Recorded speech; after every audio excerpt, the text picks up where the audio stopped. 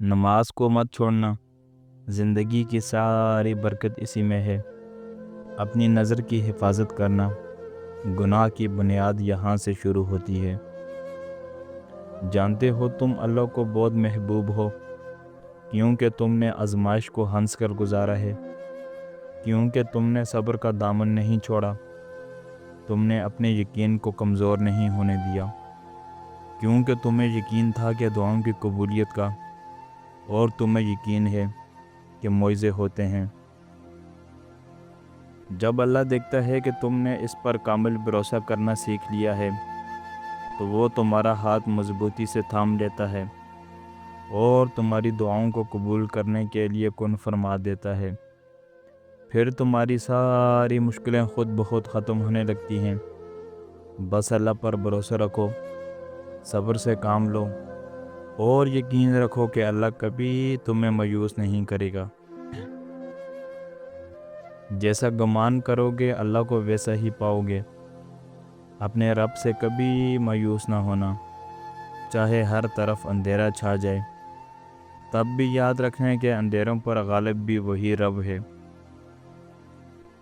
تہجد تو معجزوں کا ایسا راستہ ہے جس سے گزر کر دنیا کے سارے دروازے کھل جاتے ہیں، جس سے گزر کر درد کے مارے اللہ تعالیٰ تک پہنچ جاتے ہیں اور ٹوٹے ہوئے دل ہمیشہ کے لیے جوڑ جاتے ہیں۔ تہجد کی نماز وہ خاص لمحہ ہے جب رات کی خاموشی میں دل کی گہرائیوں سے اللہ سے گفتگو ہوتی ہے۔ یہ وہ وقت ہے جب بندہ اپنی تکلیف بیان کرتے ہوئے اللہ کی رحمت کا طلبگار ہوتا ہے۔ یہ وہ عبادت ہے جس کے بعد دل کو سکون ملتا ہے اور اللہ تعالیٰ کی قربت کا احساس ہوتا ہے۔ یقین رکھو کہ جو شخص تہجد میں سچے دل سے اپنے رب کو پکارتا ہے وہ کبھی خالی ہاتھ نہیں لوٹتا۔ اگر اللہ کا فضل نہ ہوتا تو ہماری بعض مانگی ہوئی دعائیں ہی ہمیں ہلاک کر دیتیں، کیونکہ ہم اکثر اپنے لیے نقصان دہ چیزوں کا سوال ہی نہیں کرتے۔ اللہ کسی بھی وقت معجزے بھیج سکتا ہے۔ مایوس وہ ہوتے ہیں جن کو رب پر یقین نہیں ہوتا، مایوس وہ ہوتے ہیں جن کا ایمان کمزور ہوتا ہے، مایوس وہ ہوتے ہیں جو دنیا سے ڈر جاتے ہیں۔ سنو، تم ایسے لوگوں میں شامل نہ ہونا۔ ہمیشہ اس بات کو یاد رکھنا کہ تمہاری مصیبتوں سے تمہارا رب بہت بڑا ہے۔ کچھ راتیں وہ نیند سے خالی رکھتا ہی اس لیے ہے تاکہ اس کا بندہ اس سے باتیں کرے۔ جب کوئی اس سے نہیں مانگتا تب اس کا بندہ اس سے مانگے، اور پھر جو کسی کو بھی نہیں ملا وہ تمہیں عطا کر دیا جائے گا انشاءاللہ۔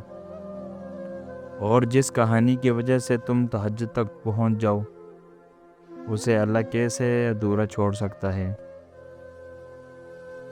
ہمیں اپنے قریب کر لے، ہمارے دلوں کو اپنی محبت سے بھر دے، ہماری دعاؤں کو شرف قبولیت عطا فرما، ہماری زندگیوں سے ہر دکھ، ہر بے چینی، ہر تکلیف دور فرما دے، اور ہمیں ان لوگوں میں شامل فرما جن پر تیرا خاص کرم ہوتا ہے۔